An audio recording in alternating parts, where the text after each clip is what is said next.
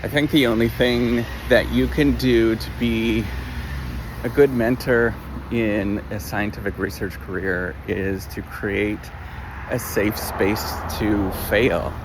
If you look at statistically the amount of failure, the amount of problems and headaches that you get along the way whenever you're in a scientific career, this is whether you are a researcher in a company or whether you are a professor or whether you are doing any research in any area, the odds of you failing and pursuing something that doesn't work out is actually spectacularly well. And you can break that down into spectacularly high. And you can break that down into any number of ways that you could fail. You can make mistakes. You can have errors. There's some great research. Amy Edmondson has some of this. But at the same time, there is a lot of things. There's like fraudulent behavior. There's things that, honest mistakes. There's things where it just doesn't work out. The environment itself doesn't really catch up with what you're actually doing. And so the only thing that you can do, and this goes for even if there's like fraudulent behavior and, things that it's a high stress environment where people want to perform and impress other people because that's how you actually play the game in any research career, is to play the game. Whether you actually are maybe in a pharmaceutical company or whether you are doing academic research, the only thing you could do is create a safe space where you simply say, whatever happens here and whatever you have done and whatever that represents for you, it's okay.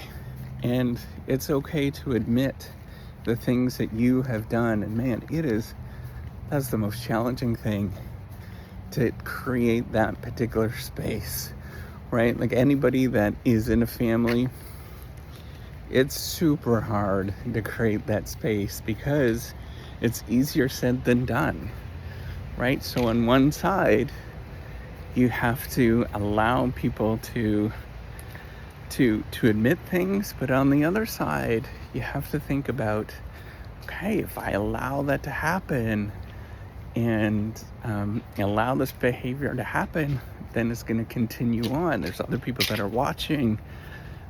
It's kind of difficult in terms of making that particular judgment call and how do you deal with things. Right? So ultimately, there's no real easy answers with it, but acknowledging at the beginning and acknowledging that the conversation is a safe space and that everybody is grown-ups and they can deal with things in a healthy way. I think that's the only way that you can process and be a good mentor, process things that are very difficult. And man, it's all difficult. There's not a day where you're going to say, I know what I'm doing. There's not a day where you're not going to want to desire to play the game. We all desire to play the game and get ahead and do all that kind of stuff that everybody talks about. That is the game. And so you have to push back repeatedly against that world. You have to, you yourself, you have to consciously say, no, you know what, I'm not going to play that game. And I'm going to create a safe space for me mentally, and as well as everybody else that you interact with. And the thing is that the majority of the people are not going to do that. And so it's your job to take a step back and say, that's okay. That's on them. That's not on you. And as such, everything about this is a challenge. Everything about it is you have to take a step back and say, I'm okay with whatever happens. And in my little tiny area, my little dome, I'm going to be okay. And I'm going to encourage other people. And I'm going to say and do things that are ultimately about truth and making sure everybody else feels good, whatever that looks like. And it's never easy. That's the challenging part, because at some point